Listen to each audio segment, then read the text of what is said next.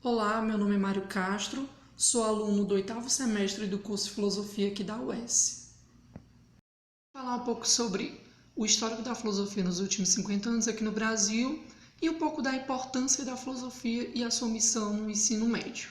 Eu chego aqui no Brasil através de uma missão francesa de professores que vieram apoiar os professores da USP, a recém-criada Universidade de São Paulo.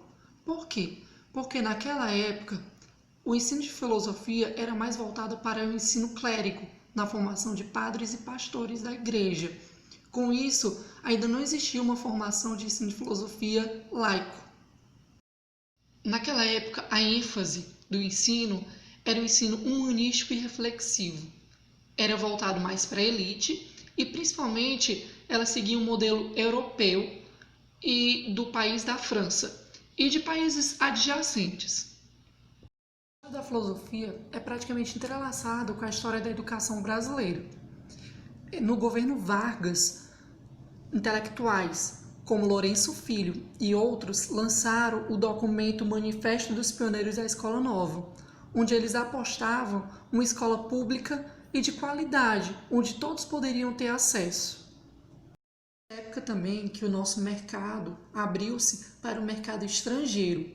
Com isso, a nossa formação da escola praticamente voltou-se para o mercado de trabalho. Ou seja, o ensino primário foi de cunho comercial e tecnológico. Para isso, eles precisavam ter o ensino do português, da matemática, e o segundo grau e o terciário, que é o terceiro grau, que atualmente é o ensino superior, era voltado para o ensino humanístico e reflexivo. Foi no governo Goulart onde surgiu a LDB e propriamente dito o ensino de filosofia no ensino básico. Apareceu a lei que determinava a não obrigatoriedade do ensino de filosofia e sociologia no Brasil. Critério dos sistemas educacionais de cada estado ou as escolas escolherem se queriam filosofia ou não. Na sombra da ditadura militar no Brasil, a filosofia e a sociologia foram eliminadas de vez dos currículos. Por quê? Porque ela era considerada nefasta a formação dos jovens, pois ela levava e leva ao pensamento reflexivo, este associado ao comunismo pelos militares, sendo substituída pelas disciplinas OSPB e Moral e Cívica.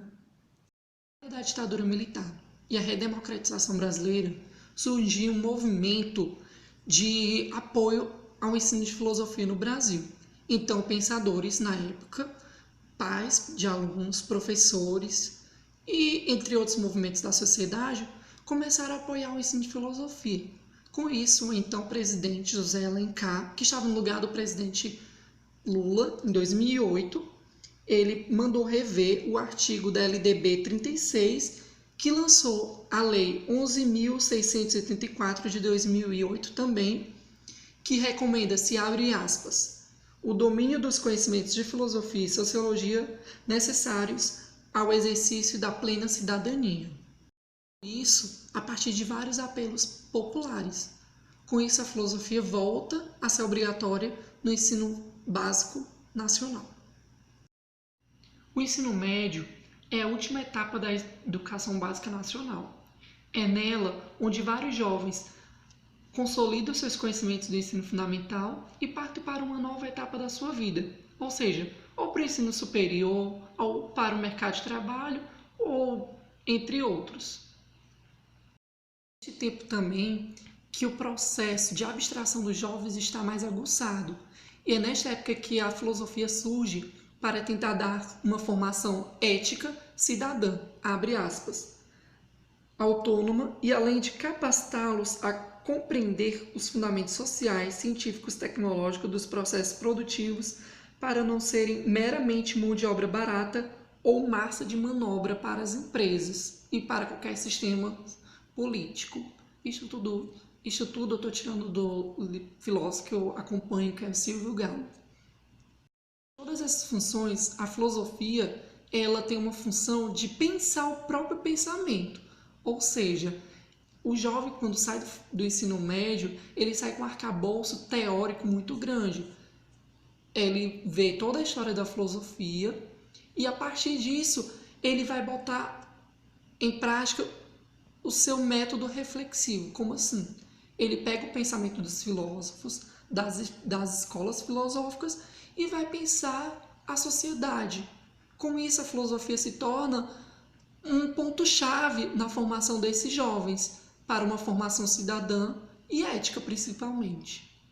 Agora, a pergunta que se faz a partir dessas reformas que estão ocorrendo no ensino médio é a seguinte: será que eles querem apenas flexibilizar os conteúdos do ensino médio ou querem flexibilizar os conhecimentos que chegam até você? Como é que nós vamos poder garantir aos jovens esse conhecimento filosófico? Como é que nós vamos poder garantir a eles que eles poderão escolher a filosofia se eles nunca tiveram isso no ensino fundamental? Agradeço a Andreia, aos seus amigos de sala que estão participando desse seminário e principalmente ao professor dessa disciplina que possibilitou aos alunos esse pensamento reflexivo sobre as reformas do ensino médio. Obrigado.